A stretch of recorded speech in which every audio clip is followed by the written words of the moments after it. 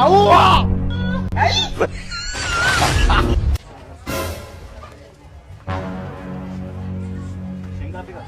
$20,000.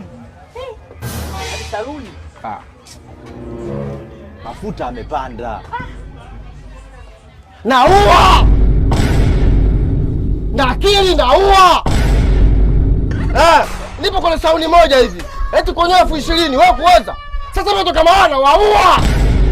Watu kama wana akili kabisa.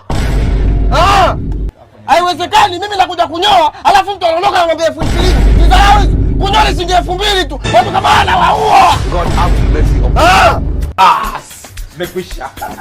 Kuna nini tena? Kuna nini? Mimi nanyoa kwa $2,000 tu. Akileta masiala, anabeba masa $20,000.